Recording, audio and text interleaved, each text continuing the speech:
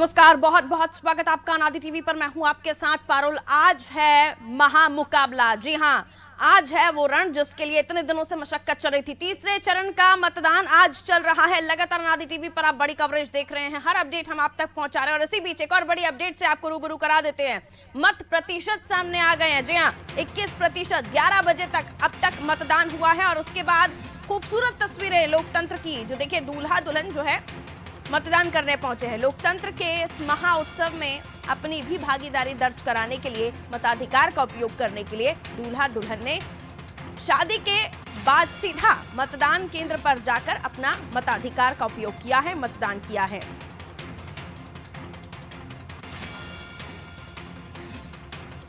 जालौन से ये खबर, जहां उरी विधानसभा के तुलसी नगर पोलिंग बूथ से ये तस्वीर निकलकर सामने आई है, जहां लोकतंत्र के इस महा उत्सव में अपनी भागीदारी दर्ज कराने के लिए मतदान करने पहुंचे हैं दूल्हा दुल्हन। और इसी तरह की और भी तस्वीरें सामने आ रही हैं, जहां आज का जागरूक मतदाता ये जानता है कि पहले मतदान, बाद में बाकी सारे काम।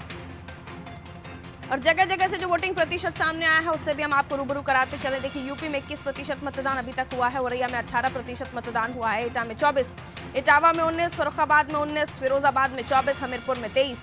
और इसी तरह से ओवरऑल टोटल मत प्रतिशत जो अभी तक का 11 बजे तक का निकल कर सामने आया है वो है 21। और इसी के साथ लगातार हमारी नजरें बनी हुई है कि कहां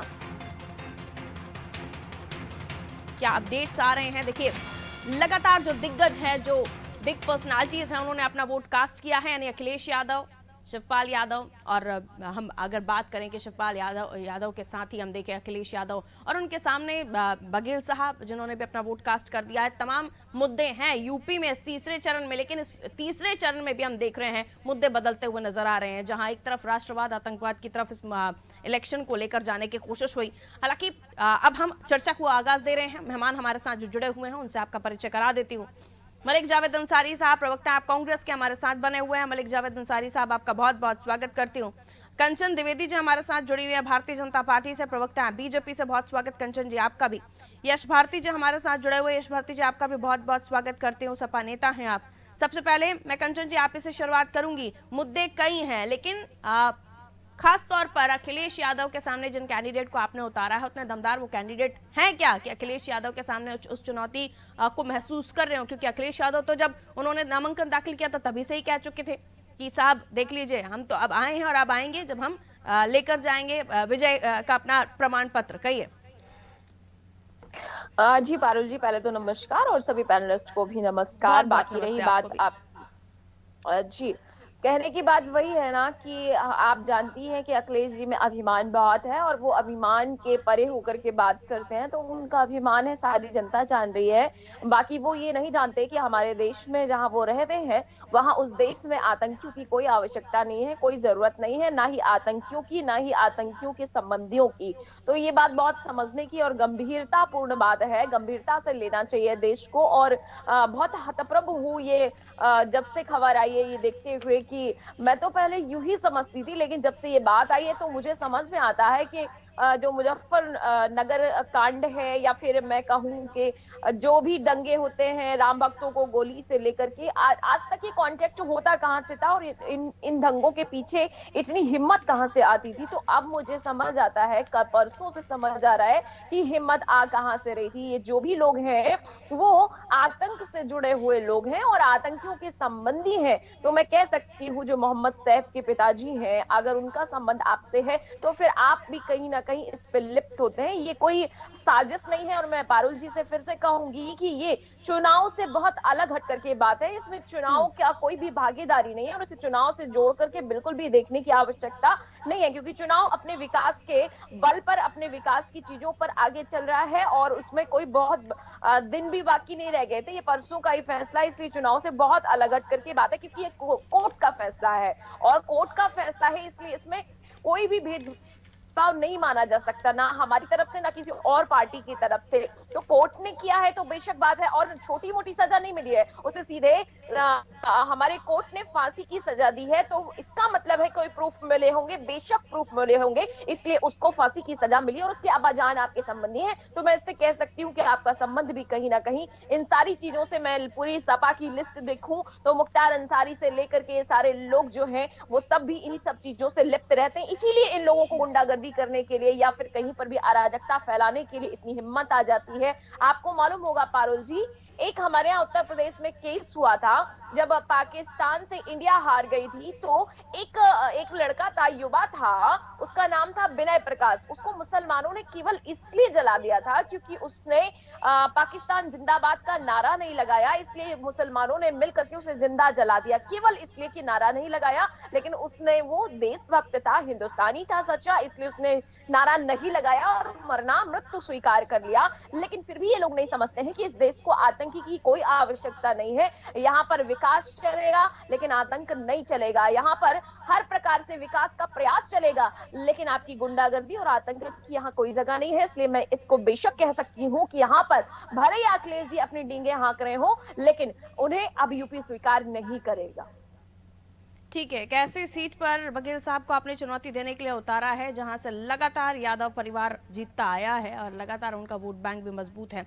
अगर हम सिर्फ उत्तर प्रदेश के तीसरे चरण में 59 सीटों की बात करें तो कहा जाता है पिछला इलेक्शन भले ही उन्होंने इतनी ज्यादा सीटें, 8 सीटें ही करीब जीती थी, लेकिन उसके अलावा भी कहा जाता है बाकी सीटें जिन पर बताया जाता है कि 29 सीटें हैं जहां पर वो अपना गढ़ मानते हैं, वहां पर भी वो सेकंड नंबर की पार्टी रहते। तो कितना आप आश्वस्त हैं वो अच्छी बात है, लेकिन इलेक्शन के जो नतीजे आएंगे वो बताएंगे कि आपका जो आश्वस्त होना आज कितना सही था, कितना गलत। हालांकि आप ही की बातों पर मैं जवाब मलिक साहब से लेना चाहूंगी, क्योंकि आपने जिक्र किया कि मैच के टाइम पर ये सारी चीजें हुई थी, लेकिन हालांकि इस टाइम पर आप लोग हिंदू मुस्लिम दोबारा से बात कर रहे हैं, इस समझ से परे है। मलिक साहब,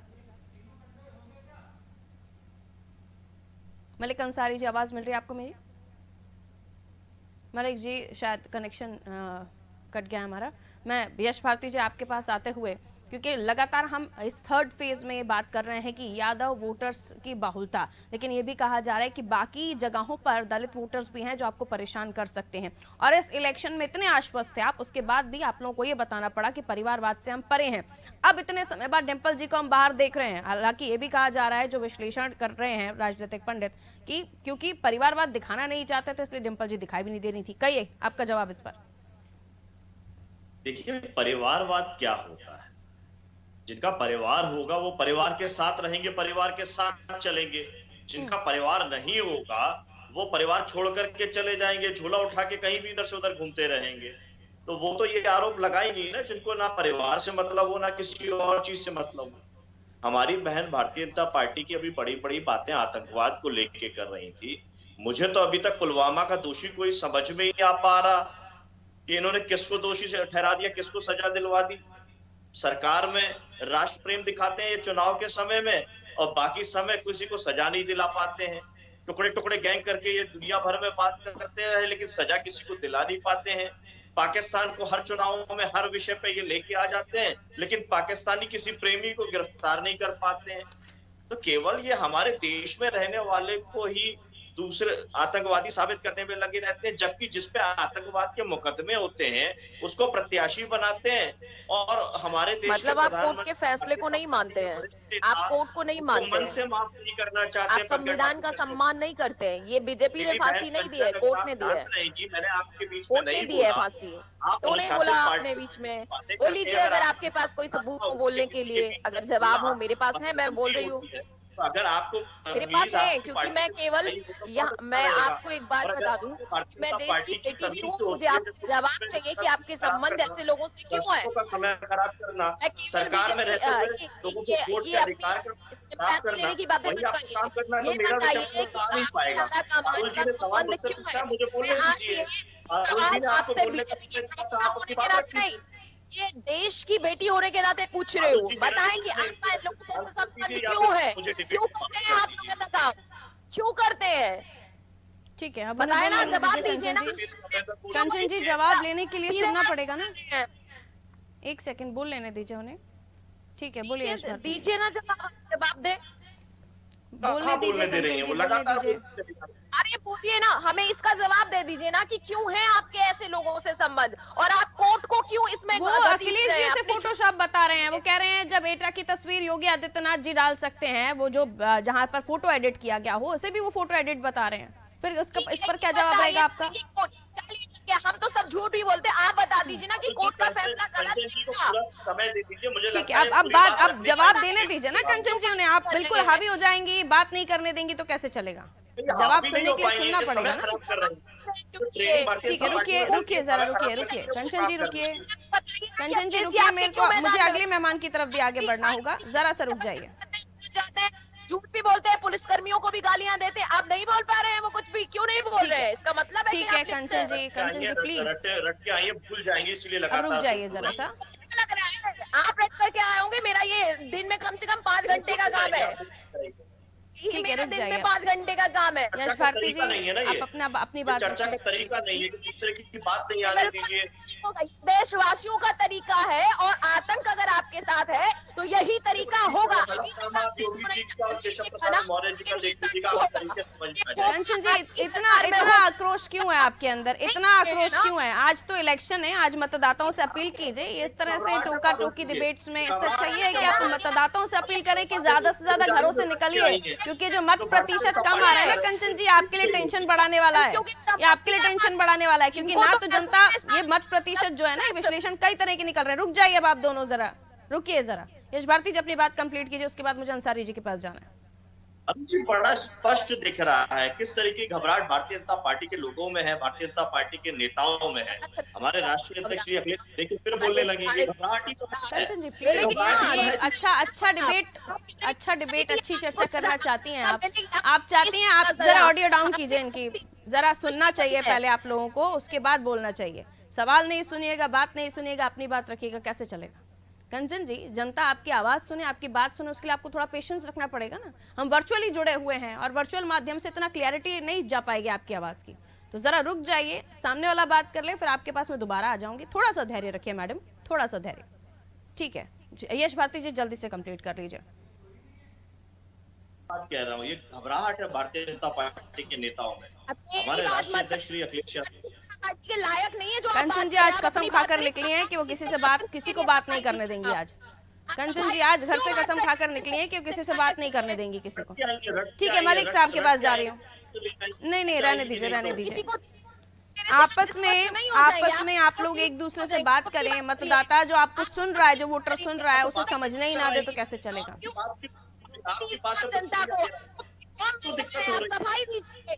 सरकार में रहते हुए कोई काम नहीं कर पाया है। ठीक है, मलिक जी को जोड़िए जरा। कहाँ मलिक जी, आवाज मिल पा रही है आपको मेरी? बताने कुछ नहीं मिल रही है आवाज, आप सवाल पूछिए। मलिक साहब, दोबारा से इस तीसरे चरण में हमने देखा कि आतंकवाद, ब्लास्ट, दोषियों के साथ फोटो, इन तमाम मुद्दों को उठाया गया। इस इलेक्शन जहां हम देख रहे हैं यादव बाहुल वोटर्स भी हैं, लेकिन बाकी सीटों पर भी वोटर्स हैं, ऐसा नहीं है।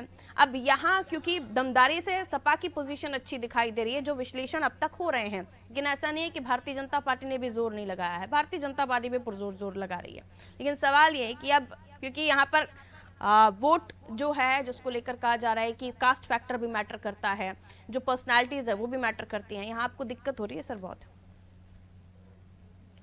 मैं पारुल जी आपको ये कहना चाहूंगा, उत्तर प्रदेश की जनता मन बना चुकी है कि ये जो झूठों की सरकार है और जो कुशासन का इंजन है, इसको रोकने का तय कर लिया उत्तर प्रदेश की सरकार ने, उत्तर प्रदेश के लोगों ने। अब उन्होंने कई बातें कही, कंचन जी ने भी और भारती जी ने भी, मैंने उनकी बातें सुनी। अब मैं दोनों से एक सवाल है कि मेरे पास एडीआर की रिपोर्ट है और इसमें दोनों ने 36% इन्होंने भी दागियों को टिकट दिए हैं, 36% इन्होंने भी दागियों को टिकट दिए हैं थर्ड फेज में। तो कंचन जी जो उन पे आरोप लगा रही हैं कि गुंडों की राज है, गुंडों का सरकार है, ये है वो है, आपने भी तो 36% लोगों को टिकट दिए जो दागी हैं। और एक और मैं पूरी होने दीजिए, मैं पूरी होने दीजिए और पूरी होने दीजिए। कोर्ट पे कोई भी कंचन जी सवाल नहीं उठाता है, कोर्ट का जो भी आदेश होता है वो हर कोई मानता है हमारे देश में। और आप इतना आतंकवाद को लेकर उत्तेजित हो रही हैं। पुलवामा में 40 से ज्यादा हमारे जवान शहीद हुए थे। देवेंद्र सिंह जो डीएसपी था, उसको तो बेल दिलवा दी आपकी सरकार ने, एनआईए ने, और ना ही चार्जशीट दाखिल करी। तो उस पर आपका क्या स्टैंड है, बताइए। बिल्कुल बताऊंगी। ठीक है, जवाब दीजिए कंचन जी। हाँ जी, पहले तो आप ये कह रहे हैं कि आपको इन चीजों से फर्क ही नहीं पड़ता, तो फिर ये बात तो आप बिल्कुल नहीं कह सकते कि यूपी में आप कहीं पर भी हैं। ये बिल्कुल डिसाइड बात है कि सबसे ज्यादा मोदी जी जो पूरे बेटी संसद में जो सब उत्तर जगह प्रदेश मोदी जी की कांग्रेस बिटिया, का जिक्र सुन लीजिए, करते अब हैं। आपको ये अच्छा लग रहा है। अब आपको मालूम है कि मेरी आवाज सबसे ज्यादा तेज है, तो ये मत करिए कि मैं आपकी आवाज मेरी दबा भी दूं। आप कम नहीं बोलिए, है, लेकिन मैं अगर आपका आप झूठ सम्मान कर रही बोलोगी तो हूँ। मैं मैं इंटरप्ट करूंगा। आपका मैं झूठ नहीं बोलती ना, हमारी पार्टी का स्टैंड है झूठ बोलने का। हम लोग सच्ची वाले लोग हैं, इसीलिए आपको पूरी इतना डर लगता है कि पूरी हमारे दुनिया स्टैंड जान पे चुकी आपको है अब चलना तो। पड़ जाता है। ये तो दुनिया जान रही है। अब आप सुन लीजिए जरा सा, जो बेटी, जो उत्तर प्रदेश की बेटी पंजाब जाकर के उत्तर प्रदेश के लोगों को गाली देने का काम करती है, फिर झूठ, भगाने का काम करती फिर है, झूठ, ताली फिर बजाने झूठ, का, उनको फिर भगाने झूठ, पर ताली बजाने का काम फिर झूठ, करती है जो बेटी, वो फिर झूठ। बेटियां उत्तर प्रदेश वो के केवल लायक नहीं केजरीवाल है। और संजय ये सिंह तो के बारे में आपकी कहा था चन्नी जी ने, डेमोक्रेसी वो वाली यूपी के आपकी लोगों के बारे में नहीं कहा था, राजनीति क्योंकि उत्तर दुर्गेश प्रदेश में पाठक जैसे पसंद नहीं है। लोग और ये तो इच्छाधारी नायक दुर्गेश टाइप का पाठक। सिस्टम हो गया ना, इच्छाधारी हो गए आप लोग। तो पंजाब ठीक जाते हो है, तो इस वहां वक्त से झूठ बोल बड़ी रहे हो खबर आप। आ रही है, रोकूंगे आप लोगों को। मुलायम सिंह यादव जी ने वोट कास्ट कर दिया है। इसके अलावा अखिलेश जी का बयान भी सामने आ गया है। यूपी की जनता परिवर्तन चाहती है। सैफई से सबसे पहले खबर आपको बता दें, मुलायम सिंह ने भी वोट डाल दिया है। शिवपाल यादव ने भी वोट कास्ट कर दिया है। बड़ी संख्या में उनके साथ जो समर्थक रहे वो मौजूद रहे। बड़ी खबर आपको बता रहे हैं, बड़ी संख्या में समर्थकों की मौजूदगी, वोट कास्ट किया है। दोनों ही दिग्गजों ने अभिनव इंटर कॉलेज में मतदान किया है। मुलायम सिंह यादव और शिवपाल यादव ने भी वोट कास्ट कर दिया है। देखिए, बड़ा ही इंटरेस्टिंग है ये थर्ड फेज, और इस पर सभी की नजरें बनी हुई है, क्योंकि खुद मेन विपक्ष के बड़े नेता अखिलेश यादव इस बार चुनावी मैदान में है। विधानसभा चुनाव नहीं लड़ते थे, लेकिन इस बार उन्हें मैदान में आना पड़ा है। और ये वो तस्वीरें, मुलायम सिंह यादव जी, तबीयत ठीक नहीं है उनकी, लेकिन उसके बावजूद भी वो जानते हैं कि कितना महत्वपूर्ण है मतदान करना। वो खुद पहुंचे हैं मतदान करने के लिए, और खुद उनके बेटे इस मैदानी जंग में हैं।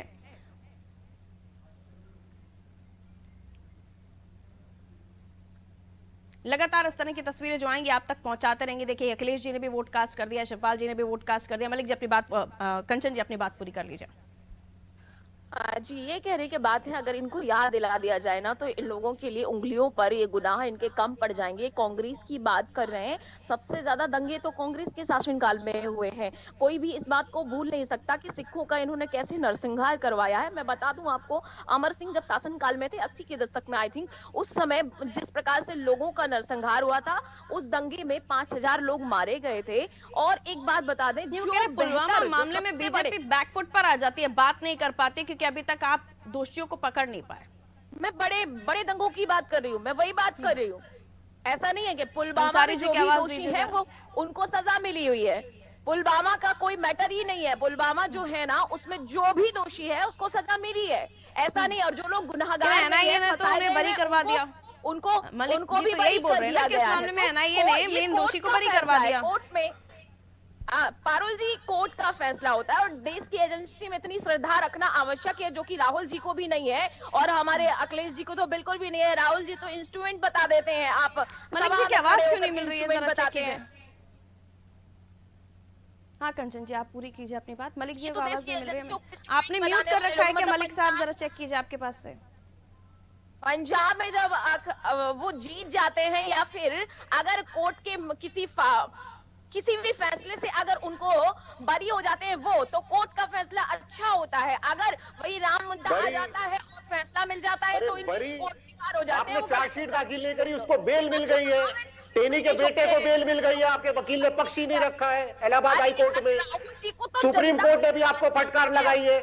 आपने इलीगल तरीके से लोगों की संपत्ति जब्त की थी, हजारों करोड़ की, सब वापिस करोगे आप, कंपनसेशन दोगे। 274 नोटिस को रद्द कर दिया है सुप्रीम कोर्ट ने। स्टैंड नहीं होता है। जिन लोगों को ये पता नहीं है कि देश की एजेंसियां कितना काम करती हैं, देश की एजेंसियों की इज्जत क्या होती है, देश की एजेंसियों का मतलब क्या है, संविधान का मतलब क्या है। मैडम, मैं खुद सुप्रीम कोर्ट में वकालत करता हूँ, एजेंसियों को जानता हूँ, पूरा सम्मान करता हूँ। एजेंसी काम नहीं कर रही है। टेनी के बेटे को बेल कैसे मिल गई? सरकारी वकील क्या कर रहे थे कोर्ट में? हत्यारा, किसानों का हत्यारा। आप सोच सकती हो कि बेल दिला दी आपने। 274 नोटिस जो एनआरसी में रद्द किए सुप्रीम कोर्ट ने, योगी सरकार ने थूक कर चाटा है। सबको वापस करना पड़ेगा जो जब किया था। उड़ाया जाता है युवाओं में। लोग आपसे चलाने वाले, आप किस सरकार पे चलाने ठीक वाले है हैं? यश भारती जी के पास जा रही हूँ मैं, जरा रुकिए जरा रुकिए। का ही काम होता है देश में। तो जरा एजेंसी रुकिए। क्या कर रही है? पीएल कैसे मिल गई टेनी के बेटे को? क्या कर रहे हैं एजेंसियों आपके एडवोकेट जनरल? तो क्या आप किसानों का इंस्ट्रूमेंट मुद्दा कह भी देंगे? है इस चुनाव में, लेकिन ये बोला जाता है कि किसान यहाँ पर जाति मोहन देकर भागवत वोट जी करते कह हैं, रहे भले ही हैं किसान कि है तो 17 टेनी सीट आ जी रही का है मुद्दा आपकी कितना दो फेज में। प्रभावी होगा या कानून व्यवस्था को लेकर कितना ध्यान मेरी बात रखेंगे। तो आप मानोगे नहीं। ठीक है रुकिए जरा रुकिए, यश भारती जी के पास जा रही हूँ। यश भारती जी, तमाम मुद्दों के साथ ही जातिगत फैक्टर इसको सभी पार्टियां लेकर चल रही हैं, आप भी इससे इनकार नहीं कर सकते, आप लोगों ने भी इस बात का बखूबी ध्यान रखा है। लेकिन सवाल वही कि जिन मुद्दों पर बात होनी चाहिए थी, हम खासतौर पर अगर बिहार की बात करें तो यहाँ हमने देखा था कि बेरोजगारी को लेकर पूरा इलेक्शन केंद्रित हो गया था, कहीं जाने ही नहीं दिया गया था उस इलेक्शन को। लेकिन यहाँ जैसा चुनाव में लोगों को चाहिए कि बयानबाजियां सुनना, उसका जवाब सुनना, वैसा ही इलेक्शन चला जा रहा है। आप इससे कितना सहमत? यश भारती जी। देखिए, जनता पार्टी जनता को भ्रमित करके ही चुनाव लड़ती है और अभी भी वही काम कर रही है। और मेरा आपसे अनुरोध है कि कंचन जी को अगर उनके समय पे बोलने का भरपूर मौका दीजिएगा, मेरी बात को। नेटवर्क इशू है यश भारती जी, आपके यहाँ से फोन पर कनेक्ट हो पाए अगर यश भारती जी, देखिए उनकी आवाज नहीं आ रही है हमारे पास। जी कहिए यश भारती जी। मेरी बात को अगर कंचन जी पूरी बात ढंग से सुन पाए मेरी भी तो बात एक बार सुन लीजिए, ढंग से सुन लीजिए मेरी बात, कि अगर आप मुझ पे दोषारोपण या हमारी पार्टी पर करेंगे तो ये अच्छा नहीं होगा। अपने लिए आप सफाई दीजिए, अपने लिए आप नहीं, झूठ अपनी बारी बोलिए, का इंतजार करना भी तो एक करिए। डिबेट की गरिमा मैं होती है करूंगी, ना, कि आप लेकिन किसी लेकिन जगह जा रहे हैं, मेरे किसी लिए जगह आप अपनी बात पार्टी को करेंगे तो मैं रिप्रेजेंट बोलूंगी, कर क्योंकि रहे हैं, मेरा तो आप फर्ज है। अपनी पार्टी की आप बात मेरे रखने लिए के लिए गलत भी अपने बोलेंगे, नहीं नहीं ऐसे नहीं Kanchan ji, this is not good, this is not good Kanchan ji. Debate का जो डेकोरम होता है, चर्चा का एक डेकोरम होता है, दर्शक सुनना चाहते हैं आपको, लेकिन सुनने के लिए आपको भी धैर्य रखना पड़ेगा ना। रुक जाइए, सब बीच में बोलेंगे तो नहीं अच्छी बात होगी, गलत है। मेरे लिए नहीं बोलिएगा, बिल्कुल नहीं तो बिल्कुल, जवाब आपको सुनना आपको एड्रेस नहीं कर रहे हो, मुझे एड्रेस करके बात कर रहे हैं, आप बिल्कुल धैर्य रखें थोड़ा सा, मैं आ रही हूँ आपके पास भी। ठीक है यश भारती जी, कंप्लीट कीजिए। पारुल जी, ये बड़ी हास्यास्पद और दुखद दोनों बातें हैं कि जो सत्ताधारी दल है या सत्ता से हम सवाल ही ना करें।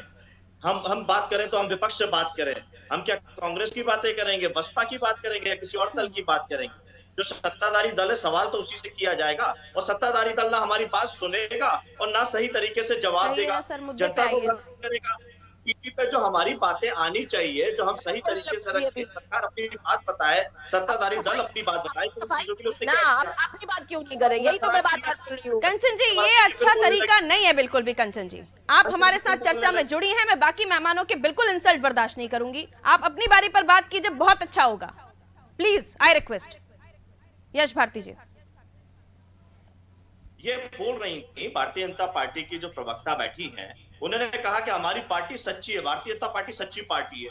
तो ये बताएं कि योगी जी ने अपने ऑफिशियल ट्विटर से एक ट्वीट किया जिसमें बुंदेलखंड में बांध बनाने की बात करी, उसमें जो फोटो लगाया गया वो तेलंगाना का बांध है, तो वो कितना सच्चा है। उसके बाद एक पुल बनाया गया उत्तर प्रदेश के अंदर, ऐसा प्रचारित किया गया, बना नहीं है, वो कहीं दिख नहीं रहा है, उसमें पश्चिम बंगाल के एक पुल की फोटो डाल दी गई, तो उसमें कितनी सच्चाई है। कंप्लीट हो जाए उनकी बात, आप नोट कर लीजिए किन किन पॉइंट्स पर आपको बात करनी है। फिर बोलने लग गई। बोलिए यश भारती जी। बोलिए, आप समझिए मत, आप सफाई दीजिए। पहन के कौन सा प्रशिक्षण मिलता है कि जनता की आवाज को मुझ पे बहस मत करिए, आप अपने आप पर बोलिए। चलने वाले को फिर बाहर ले आप अपने आए, आप पर गाड़ी कुचलने, देश कुचलने वाले को ये मजबूरी थी, जरूरी भी थी कि आपको यश भारती जी तीसरे चरण के लिए सबको इकट्ठा करना पड़ा। मुद्दे पर आ जाइए, आप तीसरे चरण पर बात कर रहे थे, बहुत हो गया यहाँ की बातें। ठीक है, मैं सवाल ले रही हूँ, आ रही हूँ कंचन जी, जरा वेट कीजिए, मैं आपके पास भी आ रही हूँ, आधा घंटा और है हमारे पास चर्चा के लिए। यश भारती जी, एक बात बताइए, इलेक्शन इतना इंपॉर्टेंट था कि पूरा का पूरा परिवार आपको सामने लेकर आना पड़ा। हम पहले देख रहे थे 2017 में ये वही अखिलेश जी थे जो सब कुछ सभी दूर थे इस वक्त, जिनके साथ अभी चुनाव लड़ रहे हैं आप यशपाल जी के साथ, इन्हीं के खिलाफ चुनाव चला जा रहा था उस वक्त। लेकिन अब मजबूरी है, जरूरी है, दिख रहा है कि पहले नुकसान हो गया, अब घाटा ना हो, इसलिए उस सीट पर भी आपको परिवार लेकर जाना पड़ा। अब लग रहे परिवारवाद के आरोप, तो उससे भी बच रहे हैं आप लोग।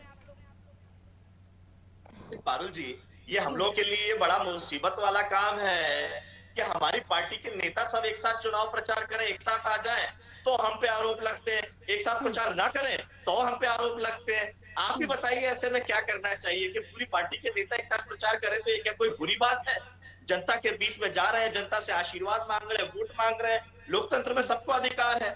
और इसको परिवारवाद कह रहे हैं। मैंने कहा शुरुआत में, जिनका परिवार होगा वो परिवार के साथ रहेंगे, जिनका परिवार नहीं बताऊंगी होगा परिवार किनका है और कितना संभाल लिया है। मुझे मौका देंगे तो मैं बताऊंगी। ठीक है, ठीक है। अब कंचन जी के पास जाते हैं। योजना चलाएंगे। चलिए मैं परिवार की बात ही कर योजनाओं लेती पर हूँ। कहाँ अगर बात आप कर रहे हैं आप परिवार लोग? वाले हैं, कहाँ वहाँ आप विकास पर बात कर रहे हैं? कहाँ आप ये बताते हैं आप लोग? वहां से एक क्वेश्चन आता है, उस पर पूरी की पूरी सफा लग जाती है जवाब देने के लिए। वही इसलिए मैंने बिहार का एग्जाम्पल दिया कि वहां पर बेरोजगारी पर ही पूरा इलेक्शन केंद्रित था, लेकिन यहाँ जैसे भटकना चाहिए वैसे भटका रहे हैं। जो भटकाने वाले वो भटका रहे हैं, भटकने वाले भटक रहे हैं। हमने अकेले IT सेक्टर में 22 लाख रोजगार देने की बात करी है। सरकारी नौकरी में जो रिक्त पद हैं उनको भरने तो 2 ही लाख में समेट तो आप दिया ऐन मौके पर जो बयानबाजियां हो रही हैं आपको कि बाबा जी की भाप उड़ जाएगी, ये बयानबाजियां कौन कर रहा है फिर? है ना, ये अच्छी बात नहीं है। फिर वो सारे बयानों की चिट्ठियां निकाल कर बैठा दूंगी मैं। ठीक है कंचन जी। जी चलिए मैं परिवारवाद की बात कर लेती हूँ। बहुत परिवारवाद और बड़ा सज्जन परिवार आप कह रहे हैं परिवार जिनके पास वो परिवार जाने ना, परिवार के लोग इनके। हाँ वही बात है ना कि इनके समन्वित परिवार है इनका। तो जब इतने ही परिवारवाद वाले हैं, आप लोग परिवारवादी हैं, तो सवाल क्यों नहीं पाते अपने परिवार को? परिवार की बहू बेटी को मतलब समझते हैं आप क्या होता है? अगर बहू बेटी घर से बाहर निकल जाती है तो इज्जत चली जाती है। बुजुर्ग लोग कहा करते थे आपकी तो इज्जत चली गई। परिवार वाले लोग इस बात को बहुत अच्छे से जानते हैं, आप नहीं जानेंगे। अब आपको मिर्ची लग रही है, अब मिर्ची लग रही है आपको। परिवार के लोग बहू बेटी के जाने का मतलब समझते हैं और इसका मतलब यशपाल जी ये थोड़ी हम जबान दी आपकी उन्होंने, लेकिन मैं आऊंगी जब आप लूंगी। यशपाल जी रुक जाइए।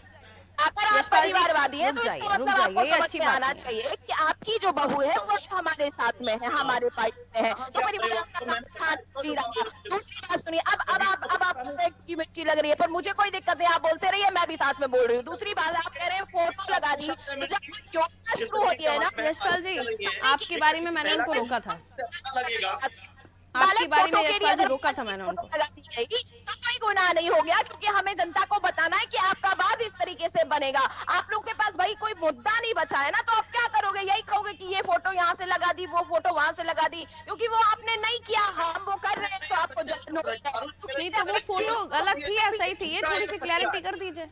जहाँ पर भी हमने काम फोटो एडिटेड थी या नहीं की बात हो या फिर गोरखपुर एक्सप्रेसवे की बात हो, जब भी बन जाता है, कानपुर हमारी मेट्रो शुरू हो जाती है, तो अखिलेश यही कहते हैं नहीं नहीं ये तो मेरा बनाया हुआ है। ख्वाब देखना, सपने देखना, सपने में काम करना अलग बात होती है, धरातल पर काम करना अलग बात होती है। समझाइए जाके अखिलेश यादव जी को कि ये दोनों चीजें बहुत अलग अलग है। इस बात को समझने का आप प्रयास करें। और एक बात जान लें कि इस बार आतंक की बिल्कुल भी एंट्री यूपी में नहीं हो सकती। गुंडागर्दी पहले फैलाई, अब आतंक भी शुरू हो गया आपका, इसलिए उत्तर प्रदेश को नहीं चाहिए। ठीक है कंचन जी, अखिलेश जी के सामने बघेल जी को उतारना, DS बघेल साहब को उतारना, मुझे बताइए कितना सही डिसीजन होगा? क्योंकि पहले भी समाजवादियों से हारते आए हैं, यादवों से हारते आए हैं बघेल साहब। तेरा की जो तौकीर रजा खान के हैं वो क्या जाने की आतंक का और इसका। एक और बड़ी खबर, माफी के साथ रोकना होगा मुझे आपको। एक और बड़ी खबर हमारे पास आ रही है, आपको बता दें इस वक्त एक और बड़ी खबर, बिग ब्रेकिंग। प्रसपा अध्यक्ष शिवपाल यादव का बयान इटावा से सामने आया है। सपा के साथ जनता का समर्थन है। शिवपाल यादव कह रहे हैं अखिलेश मुख्यमंत्री बनने जा रहे हैं। शिवपाल सिंह यादव का दावा, अखिलेश मुख्यमंत्री बनने जा रहे हैं। कोई आतंकी नहीं है, कोई गुंडागर्दी नहीं है, सपा की पूर्ण बहुमत से सरकार बन रही है। सांसद रामगोपाल यादव ने भी इस बात को लेकर दावा किया है। रामगोपाल यादव का भी दावा कि अखिलेश मुख्यमंत्री बन रहे हैं, पूर्ण बहुमत से सपा की सरकार बन रही है। कंचन जी इस पर आपका जवाब। जी जी जी, उनकी तो मजबूरी है भाई, चाचा लोग क्या करें। अब भाई भतीजा इतना ज्यादा अहंकारी अभिमानी रावण जैसा निकल गया हो, जैसा मैं बोल रही हूँ इसको अन्यथा मत लीजिएगा, उसका अभिमान इतना बढ़ गया हो कि चाचा को कुर्सी नहीं देते हैं, बगल में खुद अभिमान के तहत बैठे रहते हैं। तो वही बात है ना, ये तो राजा राजकुमार है, इनका सर चढ़ के अभिमान बोल रहा है। जब अभिमान सर चढ़ के बोलने लगता है, जब घड़ा बढ़ जाता है ना, तो एक वही है, जब व्यक्ति एक कोई चूहा हो, अगर वो मरते टाइम होता है तो फड़फड़ाता बहुत है। तो वही सपा पार्टी की भी बिल्कुल बिल्कुल स्थिति हो गई है कि ये वो गलत फड़फड़ा गलत रहे हैं। आप अब सपा संज्ञान नहीं वाले दे रही हैं? आपको लगता है सपा कि वाले ये मैं पार्टी एक की बात कर रही हूँ ना, मर्यादा मैं से इतर हो जाएगा जो आप कह रही हैं? मैं पार्टी की बात कर ये रही हूँ। गलत पार्टी- गलत पार्टी- संज्ञान देकर गलत पार्टी- एग्जाम्पल्स पार्टी- देकर अच्छी बात नहीं है ना, शोभा नहीं देता हमें। खत्म होने हम वाली एक है, अच्छी क्योंकि सार्थक इन्हें चर्चा इनके करना गुनाहों चाह रहे की हैं। सजा रावण और इनको मिलने चूहा वाली इन है। शब्दों का उपयोग किए बगैर भी तो आप एग्जाम्पल्स दे सकते हैं। ठीक है यश भारती जी, मैं आ रही हूँ मलिक साहब इसके बाद आपके पास ही। अब ये थोड़ा बहुत ठीक है फड़फड़ा यश रहे भारती जी, दावों में कितना दम 10 मार्च को पता चलेगा, लेकिन जो अभी कंचन जी कह रही हैं इस पर आपका क्या कहना है? मुझे लगता है हमारी बहन कंचन जितना रट के आई होंगी लगभग बोल चुकी होंगी, अगर कुछ नहीं बचा होगा तो बीच में नहीं बोलेंगी। इतना बोलते नहीं है, रटने वाले लोगों की भाषा और आप शैली उल्टा कह दोनों रहे ही हैं कि अलग जो होती कुछ है। अगर कुछ नहीं बचा होगा तो नहीं बोलेंगे, वो तो और बोलकर बताएंगे कि हमारे पास बहुत कुछ है। पारुल जी के साथ मेरी डिबेट बहुत होती है, लेकिन जब से आपके ये बयान और हमने आपकी हरकतें देखी है ना, मैं इसीलिए मैं कभी बोलती नहीं हूँ, इंटरप्ट नहीं आज करती इलेक्शन किसी को, लेकिन आप लोगों का जिस जोश आप बोल समझ रहे सकते हैं हैं। ना, आपको देख पा रही हूँ मैं। ठीक है कंचन जी, अब अगले मेहमान को बोलने दीजिए। यश जी बात कर लीजिए जल्दी से। ये जो बातें करती हैं, मुझे लगता है भारतीय जनता पार्टी के लोगों को ये जानती नहीं, इसीलिए जो मर्जी आती है बोलती चली जाती, जो मर्जी आती है बोलती चली जाती है। भारतीय जनता पार्टी की प्रवक्ता हूँ, मतलब पता ही नहीं कि बात कैसे कर रहे हैं, क्या कह रहे हैं आज आप। स्पेशल ट्रेनिंग मिली है क्या प्रवक्ताओं को? मुकदमे थे जो आतंकवाद, जो भय का माहौल उन्होंने बनाया, उसके ऊपर इनके जो उप मुख्यमंत्री केशव प्रसाद मौर्य, उनके भी 2 से ज्यादा पन्ने भर गए जो उन पर मुकदमे लगे, उनका स्पष्टीकरण। सर आतंकवादी कोई नहीं जैसे है। ये सत्ता में आए मुकदमे इन्होंने हटाए, तो इसको ये सुशासन कह सकते हैं, इसको ये अपराध मुक्त माहौल कह सकते हैं कि अपराधी जब खुद की सत्ता में ठीक है। बैठ गया तो अपराध कौन करेगा? अपने बड़े नेताओं के आए हैं, आपको खुद पता है कि उनका फैसला है। लोगों के घर में बुलडोजर लगाने लगे, इसीलिए हाईकोर्ट ने इनको ये कड़ी फटकार लगाई है। मानव अधिकार आयोग ने सबसे ज्यादा देश भर में अधिकार में अच्छा रुक जाइए, दोनों रुक जाइए, ऐसे खिचड़ी पक जाएगी मैडम बातों की। मुझे ही समझ में नहीं आ रहा है, मेरे दर्शकों को क्या समझ में आ रहा होगा कि आप लोग बात क्या कर रहे हैं। रुक जाइए जरा दोनों। मलिक साहब आपके पास आते हुए जाहिर है कि ये जो इलेक्शन है बेहद ही इम्पोर्टेंट। मेरी बहन मेरी बात आने नहीं दे रही है। मैं आ रही हूँ सर, आपके पास आ रही हूँ। जरा यश भारती जी को फोन पर कनेक्ट कर लीजिए अगर मुमकिन हो तो, उनकी आवाज मुझे बार बार क्रैक होके मिल रही है। मैं आ रही हूँ यश भारती जी। मलिक साहब, जाहिर है इलेक्शन बहुत इंपॉर्टेंट है और तीसरा फेज तो साख पर आ गया है, खासतौर पर सपा के, क्योंकि खुद उनके मुखिया मैदान में हैं और आना पड़ा उनको, अभी मजबूरी था, जरूरी था, ये वही जाने। लेकिन बार बार ये भी सवाल उठते रहे कि इलेक्शन में मजबूती तभी मिलती है जब आलाकमान से कुछ जो नेता हैं वो अगर धरातल पर आए और जोश कार्यकर्ताओं में पैदा होता है। ये थोड़ा सा आपकी तरफ बार बार निशाना होता है कि अगर इतना इम्पोर्टेंट है आप लोगों के लिए भी ये चुनाव यूपी, तो बड़े नेताओं का यहाँ पर दिखना हुआ नहीं। खासतौर पर प्रियंका गांधी अगर इलेक्शन में होती तो ज्यादा अच्छा होता। तो अभी कानपुर की रैली आपने देखी होगी और स्मृति ईरानी जैसे अपनी जो रोड शो है कैसे छोड़ के भागी है, और गोंडा में जो राजनाथ सिंह जी रैली कर रहे थे उसमें चुनाव लड़ने की बात की है मैंने सर, चुनाव लड़ने की बात वही बता रहा हूँ। हम पूरी तरीके कंचन जी आप डिस्टर्बेंस क्रिएट कर रही हैं। कंचन जी आप डिस्टर्बेंस क्रिएट कर रही हैं। एक सेकंड रुकिए, ऑडियो डाउन कीजिए जरा। मैं आ रही हूँ मलिक साहब, एक सेकंड रुकिए, एक सेकंड रुकिए, प्रियंका जी ने अभी डिस्टर्बेंस करना, ये अच्छी बात नहीं है ना। प्रियंका जी ने आप भी बहुत रिस्पेक्टेड मेहमान है मेरी, मैं आपकी बहुत इज्जत करती हूँ, एक महिला है, आवाज आपकी बुलंद है, बहुत अच्छी बात है, लेकिन हमें दूसरे मेहमानों को भी वक्त देना पड़ता है और वो हमारे लिए भी जरूरी है कि हम दूसरे पार्टीज को भी सुने। और आपके लिए भी अच्छा है कि अगर आप दूसरे को सुनेंगे तब आप उसका प्रश्न का उत्तर दे पाएंगे, इसलिए सुनना भी चाहिए। अपनी बारी पर बोलिए, मैं आपको पूरा समय दे रही हूँ। मैं आपके पास जब आ रही हूँ तो मैं दूसरों को नहीं बोलने दे रही हूँ, लेकिन इस बात का आपको भी ध्यान रखना पड़ेगा प्लीज। ठीक है मलिक साहब। पारुल जी, आपने मुझसे सवाल पूछा कि हम कैसे लड़ रहे हैं। हमारे पूरे कैंडिडेट्स बहुत शानदार तरीके से लड़ रहे हैं। प्रियंका जी ने भी एक कानपुर में रोड शो किया, आपने देखा होगा, और इनकी जो केंद्रीय मंत्री है स्मृति ईरानी जी, वो कैसे रोड शो कानपुर का छोड़ के भागी है। राजनाथ सिंह ने गोंडा में रैली की, उसमें लोगों ने नारे लगाए हैं कि सेना में भर्ती चालू करो, हमारी मांगे पूरी करो। 1,22,000 पद सेना में खाली है, राष्ट्रवादी बनते हैं, भरो ना, क्यों नहीं भरते हो आप। रेलवे में 2,65,000 पद खाली पड़े, क्यों नहीं भरते हो। और योगी जी को जो सुप्रीम कोर्ट से फटकार लगी है वो पूरी दुनिया ने देखा है, किस तरीके से सादे लोग थे, उनको गलत तरीके से फंसाया और उनकी प्रॉपर्टी जब्त की। अब वापस करनी पड़ रही है। सुप्रीम कोर्ट ने 274 नोटिस जो गलत तरीके से, असंवैधानिक तरीके से दिए थे, वो वापस करने पड़ रहे हैं। लॉजिकल बात कीजिए। और आप बहुत बन रही है कि सपा पार्टी ये कर रही, वो कर रही। आप अपने बताइए ना, 36% दागियों को क्यों टिकट दिए थर्ड फेज में? और मोहन भागवत जी ने कहा आपकी 2 फेज में 17 सीट आ रही। जवाब दीजिए आप, लॉजिकल हो गया तो मैं जवाब दूं। हाँ, ये भी बता दीजिए। फिर एक सवाल और है मेरा कि देवेंद्र सिंह जो पुलवामा के आतंकी थे, उनको क्यों बेल दे दी, चार्जशीट दाखिल क्यों नहीं की? करिए, जवाब ठीक है, दीजिए। अब आपकी बात का जवाब कंचन जी से ले लेती हूँ। ठीक है कंचन जी बोलिए। पहला पॉइंट, इन्होंने आदरणीय नरेंद्र मोदी जी के लिए कहा, उन नेता के लिए ये बात कर रहे हैं जो नेता मोदी जी का तो नाम ही नहीं लिया। अरे आपने नाम नहीं लिया, उन्होंने नाम लेकर बात नहीं की। अगर नाम लिया होता तो मैं टोक किसके लिए बात कर रहे थे कि उन्होंने न जाने क्या कर दिया है और उनको क्या बोला था आपने? किसका लिया? योगी जी के लिए बोला?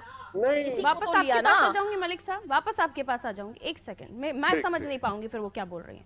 ठीक है जी, तो वही बात है ना कि दुनिया के सर्वप्रिय नेता के लिए अगर आप बात कहें तो आपको समझने वाली बात है कि वो अगर सर्वप्रिय हैं तो कहां से होकर के आते हैं। दूसरी बात मैं आपको बता दूं, सेनाओं की भर्ती, भाई आप सबसे ज्यादा हमारे शासनकाल में रहे हैं, वो भारत में रहे हैं, क्यों आपने सेनाओं की भर्ती पर ध्यान नहीं दिया? तब आप अपने घर की भर्ती कर रहे थे, तब आपको 3 बेरोजगारी अपने घर में दिखाई दे रहे थे, आपने केवल उनकी भर्ती कर पाई, उनको ही पैसा भर पाया, आपने और कुछ नहीं कर पाया। क्यों नहीं किया भाई? और रही भर्तियों की बात, सुनिए ना, अब सुन लीजिए, करोड़ का घोटाला हो गया बैंक का, वसूल करिए। अब मेरे में मिर्ची लगती है, आप बैठ करके आप वही काम कर रहे हैं, मुझे दिक्कत नहीं होगी। हमारी पार्टी झूठ बोलती नहीं है, हमारी पार्टी झूठ नहीं बोलती। गरीबी हटाओ से लेकर के अभी तक गरीबी हटा रहे और गरीबों को हटा दिया, ये झूठ है, ये झूठ होता है। हमारी पार्टी की कोई बात बता दीजिए। मौतें हो चुकी है कोरोना में, माँ गंगा को साफ करने आए थे आप, लाशें बह रही थी, नहीं सुन पाते हैं, मुझे लाशें बह रही थी माँ गंगा में, माँ गंगा को साफ करने आए थे आप। या तो ये नहीं कर पा रहे हैं, या तो लाशें बह रही थी। बोल लेने दीजिए उन्हें, उसके बाद आपके पास वापस आ जाऊंगी, आप उनकी बातों को काउंटर कर दीजिएगा। फिलहाल अपने मलिक साहब करके थमा दीजिएगा, ठीक है ना? ये जो पूरा झूठ और पूरा बर्बाद कर दिया ना आपने जो भारत को, ये भारत वाले जानते हैं बहुत अच्छी तरीके से। आप कर दिया समेट करके बैठे हो। यश भारती जी बहुत देर से मुस्कुरा रहे हैं। यश भारती जी बोलिए। तबाह हो गई है, बेरोजगारी आपको दौड़ा रहे हैं लोग पश्चिम उत्तर यश भारती जी बहुत देर प्रदेश से मुस्कुरा रहे हैं, उनको सुन लेती हूँ मैं। यश भारती जी बोलिए। बेरोजगारी मेरी बहन कंचन, तब तो मैं बोल पाऊंगा। वो आकर के थोड़ा सा सक्षम हो जाए, तब आप यूपी में आकर के ये बात करने के भी हकदार हो सकते हैं। नहीं, लेकिन सवाल तो कंचन जी, जो गंगा पर तैरती लाशें उनके लिए भी पूछे जाएंगे, ऑक्सीजन की कमी को लेकर भी पूछे जाएंगे, जिसको लेकर आपके स्वास्थ्य मंत्री ने कहा ऑक्सीजन की कमी नहीं थी।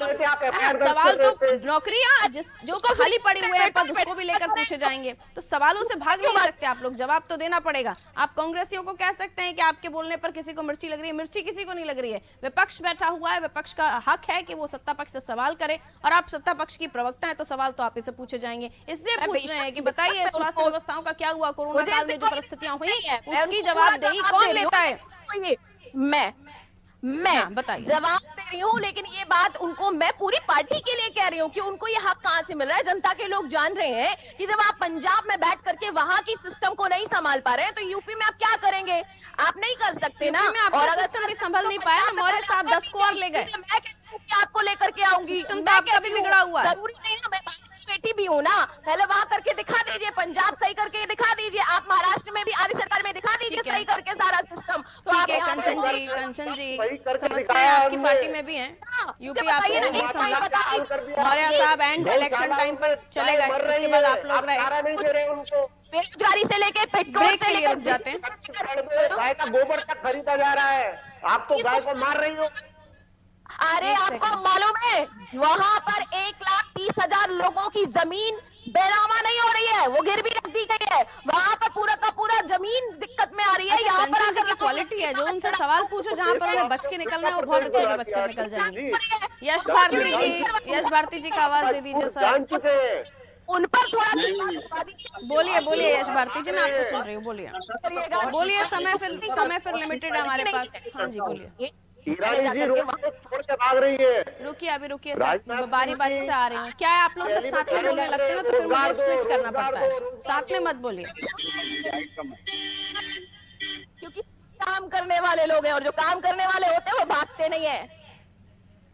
एक और बड़ी खबर, यश भारती जी, इसके बाद आप इसे शुरुआत करूंगी। एक और बड़ी खबर से रूबरू करा देते हैं हमारे दर्शकों को। एक और बड़ी खबर आपको बता दें, इलेक्शन से ही जुड़ी हुई इस वक्त ये बड़ी खबरें आपको बता रहे हैं। 1 बजे तक का जो वोट परसेंट है वो निकलकर सामने आ गया है। पंजाब में 34.10% वोट दर्ज किया गया है। यूपी में 35 पर पहुंच गया अभी आंकड़ा। 1 घंटे में बढ़ोतरी हुई है, हालांकि अभी भी इंतजार करना होगा। औरैया में 35, एटा में 42, इटावा में 36, फर्रुखाबाद में 34 और इसी तरह आंकड़ा बढ़ रहा है। फिरोजाबाद में 38, हमीरपुर में 35। वोटिंग परसेंट लगातार अब इजाफा देख रहे हैं हम इस डे टाइम में, क्योंकि अब ये मिड सेशन है, लोग घरों से निकल रहे हैं। हाथरस में भी वोटिंग अच्छी हो रही है। झांसी में भी 32% पर ये मामला पहुंच गया है। कन्नौज में भी आगे बढ़ रहा है। कानपुर देहात में 34% मतदान अभी तक दर्ज किया गया है, मत प्रतिशत दर्ज किया गया है। कानपुर नगर में 28, यहाँ थोड़ा सा कम है, आने वाले समय में हो सकता है बढ़े। कासगंज में 37%, ललितपुर में 42। लगातार वोटिंग परसेंट बढ़ रहा है और ये अच्छे संकेत हैं जनता की तरफ से भी, लेकिन अभी भी पूरा दिन नहीं हुआ है। हमें एंड जो फाइनल मत प्रतिशत आएगा वहां तक का इंतजार करना होगा। लेकिन अभी तक जो जानकारियां मिल रही हैं कि हमने फर्स्ट और सेकंड फेज में भी जो रफ्तार है कुछ इसी तरह की देखी थी, और अभी भी अगर रफ्तार में इस अगले घंटे में उछाल नहीं आता है तो थोड़ा सा परेशान होने की जरूरत है। हालांकि हम लगातार अपने दर्शकों से अपील कर रहे हैं कि अगर आप थोड़ी भी रुचि रखते हैं राजनीति में, अपने आसपास के क्षेत्रों में, जनता चाहती है विकास, आप चाहते हैं विकास, या फिर आप चाहते हैं कि जो पार्टी सत्ता में है वो रहे बरकरार, तो निकलिए घरों से, वोट कीजिए। अभी भी आपने अपने अधिकार का उपयोग नहीं किया है तो अभी अपने मताधिकार का उपयोग करें। अपने आसपास जो भी बूथ आपका है वहां पर पहुंचिए, इस पोलिंग में पार्टिसिपेट कीजिए, अपना वोट कास्ट कीजिए और एक स्वच्छ और अच्छे लोकतंत्र में अपनी भागीदारी दर्ज कराइए। चलिए वापस मेहमानों की तरफ। अशफाक हमारे साथ जुड़ेंगे, हम उनसे भी चर्चा करेंगे और जानेंगे इस वक्त वहां अपडेट्स क्या मिल रहे हैं। देखिए लखनऊ में क्या कुछ हलचलें हैं इस पूरे वोटिंग को लेकर, ये भी जानना जरूरी है अशफाक, क्योंकि वहां पॉलिटिक्स में बहुत अच्छे से समझते हैं कि क्या कुछ इस वक्त चल रहा है। वोट परसेंट को लेकर भी हम उनसे जानने की कोशिश करेंगे। इसके अलावा अभी जो बयानात सामने आ रहे हैं, देखिए अखिलेश जी बार बार इस पूरे जो इलेक्शन है उस पर लेकर बात कर रहे हैं, और अभी हाल ही में भले ही जो बयानबाजियां हुई हैं वो अलग अलग मुद्दों पर हुई हैं, लेकिन इलेक्शन डे पर उन्होंने दोबारा से वही बात रखी। जनता परिवर्तन चाहती है, बेरोजगारी बढ़ी है, डबल इंजन की सरकार में अन्याय बढ़ा है, लोकतंत्र को मजबूत करने के लिए वोट दें। इधर भारतीय जनता पार्टी कह रही है कि सपा इस बार घर वापस जाएगी। अशफाक हमारे साथ बने हुए हैं हमें अपडेट्स देने के लिए। अशफाक, देखिए जैसा कि आपने बताया कि अभी जो मतदान चल रहा है और मतदान के बीच भी जब वोट दे के निकले हैं समाजवादी पार्टी के राष्ट्रीय अध्यक्ष अखिलेश यादव और शिवपाल यादव, तो उन्होंने बयान दिया है कि सत्ता परिवर्तन चाहती है और इस बार जो है बहुमत मिलेगा। और मैं आपको बताऊं कि पिछले 2 चुनाव की अगर मैं बात करूं तो लगातार उत्तर प्रदेश की जनता ने जो है जिस पार्टी को भी चुना है बहुमत के साथ चुना है, तो कहीं ना कहीं इस बार भी उसी उम्मीद के साथ ये बयान आ रहे हैं। और अभी जो चुनाव की बात करें तो 1 बजे तक 37% मतदान हुआ है। अगर पिछले 2017 की बात करें तो कहीं ना कहीं ये 2% कम बताया जा रहा है। तो मतदान का जो शुरू में रुझान था उसके मुताबिक थोड़ा सा मतदान धीरे है, लेकिन चुनाव अधिकारियों के मुताबिक रात तक अगर शाम तक ये मतदान का प्रतिशत ऐसे बना रहा तो कहीं ना कहीं जो है उस जो अचीवमेंट है करीब 60+ के ऊपर वो हासिल कर लिया जाएगा। जी अशफाक, वोटर्स से आपकी लगातार बातचीत हो रही होगी और जनता खासतौर पर हम जानना चाह रहे हैं कि उनका इस वक्त क्या मूड आप महसूस कर रहे हैं, किन मुद्दों को लेकर जनता केंद्रों तक पहुंच रही है, वोट कर रही है, आप इस बारे में अगर कुछ जानकारी दे पाए तो। देखिए जो राजनीतिक दलों की अगर हम बात करें तो कई मुद्दे हैं अलग अलग लेकर वो जा रहे हैं, चाहे वो धार्मिक मुद्दे हों, सांप्रदायिक मुद्दे हों या विकास मुद्दे हों, लेकिन जनता इस बार बहुत साइलेंट है। अगर बात करें मुद्दों की तो बहुत बड़े मुद्दे नहीं, लेकिन युवाओं में बेरोजगारी को लेकर मुद्दे हैं और महिलाओं में जो है सुरक्षा को लेकर बड़ा मुद्दा है। किसान की बात अगर हम करें तो अलग अलग क्षेत्र मुद्दे, पश्चिम यूपी में जो किसान गन्ना किसान है उनके पेमेंट का मुद्दा है, तो पूर्वांचल में आप जाएंगे तो छुट्टा जानवरों का बड़ा मुद्दा है जो रात भर रखवाली कर रहे हैं। इसी तरीके से अगर महंगाई की बात करें तो महिलाएं जो है, अगर महिलाओं से बात करें तो महंगाई की बात करती है कि लगातार महंगाई बढ़ रही है और सरकार उस पर रोक लगाने में नाकाम साबित हो रही है। तो कहीं ना कहीं ये तमाम मुद्दे, लेकिन जो मुद्दा करंट पैदा करता है, जिसको हम कहते हैं कि कोई एक बड़ा मुद्दा पूरे उत्तर प्रदेश को कवर करता हुआ दिखाई हमें नहीं दे रहा है। जी बहुत शुक्रिया अशफाक हमारे साथ जुड़ने के लिए। हम लगातार आपके पास आते रहेंगे जानकारी लेने के लिए। दोबारा मेहमानों की तरफ रुख करते हुए यश भारती जी। पारुल जी, मुझे लगता है जो हम सार्थक चर्चा करना चाह रहे हैं वो सार्थक चर्चा हो नहीं पा रही है। हम सत्ताधारी दल से बात करते हैं, वो कांग्रेस पार्टी की सरकारों की बात करने लगते हैं। चुनाव यूपी में है, 5 साल का आपको बताना है हिसाब किताब, आपने क्या किया। हम अगर बोल रहे हैं कि आपने ट्वीट किया है वो गलत है, तो उस पर क्षमा मांगने में इनको शर्म नहीं आनी चाहिए। ये हमारे संस्कार है कि अगर कोई गलती हो जाती है तो हम क्षमा मांग लेते हैं और अनुशासित तरीके से हम अपनी बात रखते हैं। लेकिन हमारी बहन भारतीय जनता पार्टी की जो शब्दावली इस्तेमाल कर रही है वो बड़ा दुर्भाग्यपूर्ण है। एक तो महिला है और आपके लिए तो जाने क्या इस्तेमाल करना चाहिए आपकी पार्टी के लिए, मुझे तो समझ नहीं आता कि सरकार के क्या इस्तेमाल करेंगी और एजेंसी आपके लिए क्या इस्तेमाल करेंगी और क्या करना चाहिए।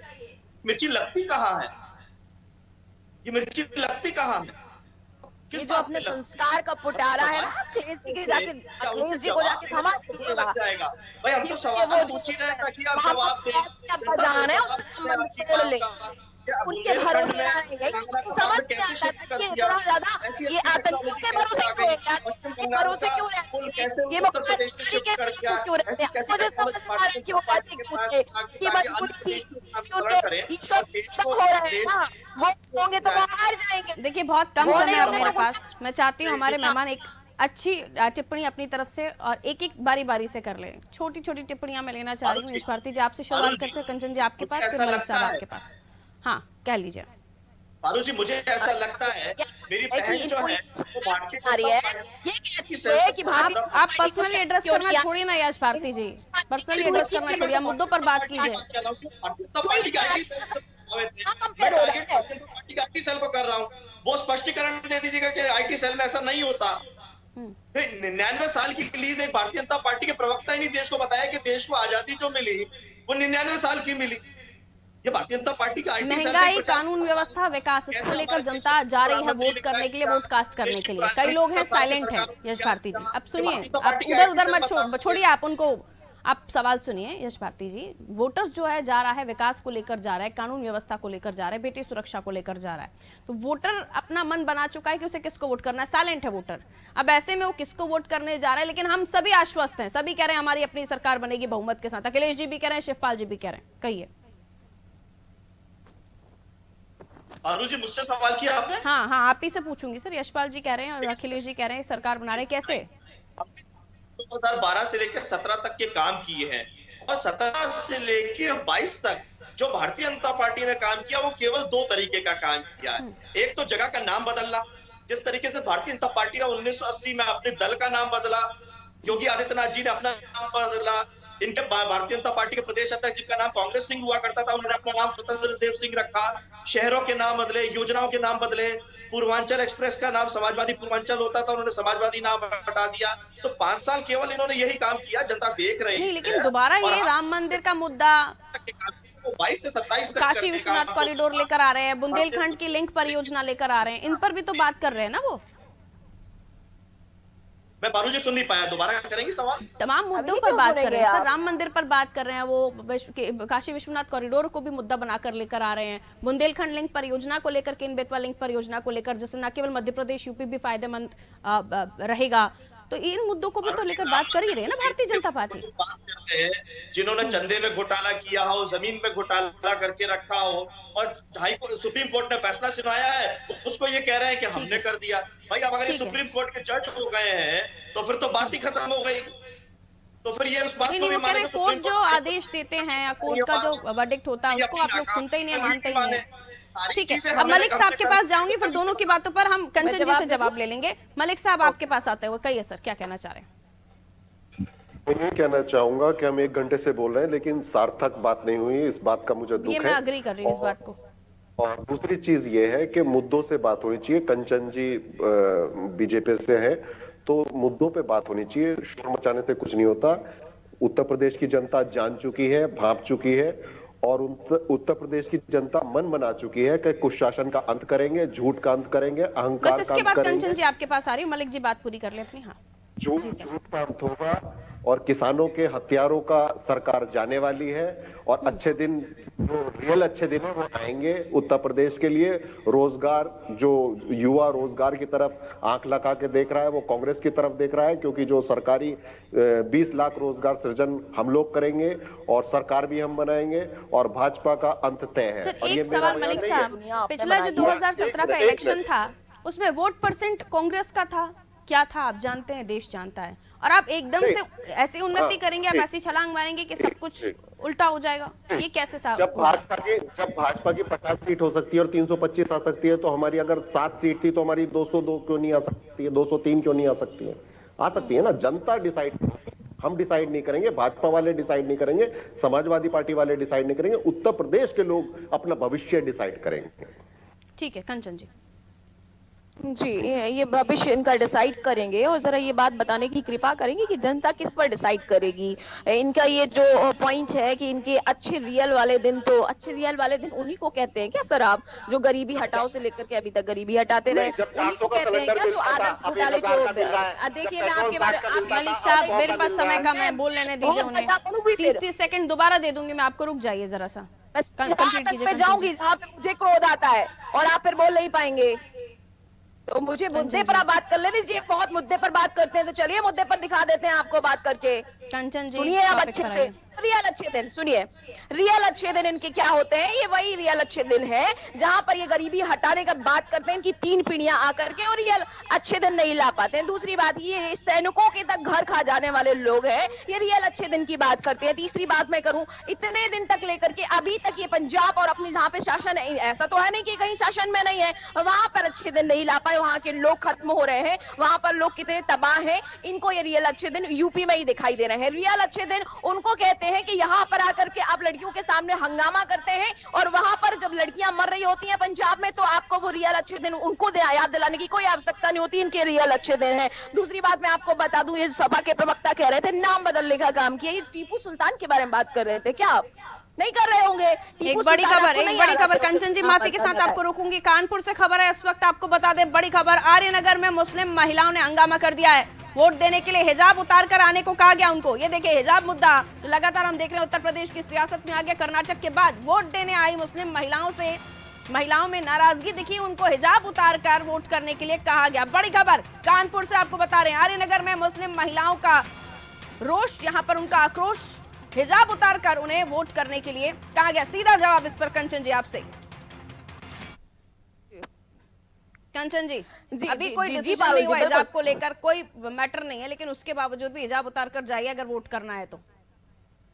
नहीं, ये जिसने भी कहा हो ये गलत बात है, क्योंकि हिजाब उतारने का यहाँ पर कोई सवाल और मुद्दा ही नहीं है। वो केवल जो बच्चियां हैं, जो पढ़ने वाली बच्चियां हैं, उनको केवल और केवल क्लासरूम में उतारने की बात हुई है, ना कि किसी प्रकार से ये तो मुद्दा भजाया जा रहा है चुनाव के लिए। सारी दुनिया जान रही है कि चुनाव के लिए भजाया जा रहा है, इसमें कोई मुद्दे की बात नहीं। मेहमानों के पास जल्दी से कंप्लीट कीजिए कंचन जी। दूसरी बात ये कहते हैं कि टीपू सुल्तान वाली बात, नाम बदलने वाली बात, तो इनको ये बात याद दिलाने की कोई आवश्यकता नहीं है। दूसरी बात में ये राम मंदिर की बात करते हैं, इनको तो जलन होगी राम मंदिर से, क्योंकि ये रोकने वाले लोग हैं। चाहे मैं कांग्रेस की बात कर लूं, ये लोग भी नहीं चाहते थे कभी राम मंदिर बने, ना ही ये चाहते थे अखिलेश जी। इनके यहाँ तो एक अधिकारी ने बोल दिया कि राम मंदिर पर कोई बात करिए तो उसको सस्पेंड कर दिया गया, उसको निकाल दिया गया। मैं अखिलेश जी के शासनकाल की बात कर रही हूँ। तो ये क्यों चाहेंगे कि राम मंदिर बन जाए? तो इनको ये जलन होती है क्योंकि राम मंदिर क्यों बन गया, तो इनके फेवर में आते ही नहीं है राम मंदिर। अब बन गया है तो अब राम मंदिर भी जाते हैं, और जनेऊ विधारण करने वाले लोग उतर आते हैं भारत और उत्तर प्रदेश में। 30 सेकंड आपके, समय इजाजत नहीं देता। यश भारती जी 30 सेकंड। देखिए भारतीय जनता पार्टी की हमारी बहन कुछ भी कहती चली जा रही है, हम सुनते चले जा रहे हैं। कुछ भी नहीं कहती हूँ, फैक्ट बता रही हूँ, मैं आपको सुनती हूँ ना। ये बात आप ध्यान से सुन लीजिए कि मैं जो बोल रही हूँ फैक्ट बोल रही हूँ, इसीलिए आपको बहुत दर्द हो रहा है। ठीक है यश भारती 30 सेकंड, 30 सेकंड बात करते हैं और ये लोग शोषण करते हैं, हम लोगों का बोलने ही नहीं देते। मैंने अब आप ये वाला कार्ड खेलने लगे, अब आप अत्याचार का कार्ड खेलेंगे, आपको बोलने नहीं दे रहे हैं। क्या बात कर रहे हैं? आपके जैसे लोग तो कोई बोल नहीं पाए। आपके जैसे लोग आपको बोलने नहीं दिया जाता ना, तो कम से कम ये आतंकी तो पैदा नहीं करवाते आप लोग। कंचन जी आप आप आज बहुत एक्टिव नजर आ रही है, बहुत ज्यादा जोश में। हाँ मलिक साहब 30 सेकंड। कंचन जी सुन लीजिए, रियल अच्छे दिन वो थे जब पेट्रोल जो है 60 रुपए बिकता था और डीजल 40 रुपए बिकता था और सिलेंडर 400 रुपए का बिकता था, अब 1000 का बिकता है। सरसों का तेल 60 रुपए बिकता था, अब 200 रुपए का बिकता है। महिलाएं परेशान है, युवा परेशान है। हमारे राज्य में कभी युवा और महिलाएं परेशान नहीं हुई है।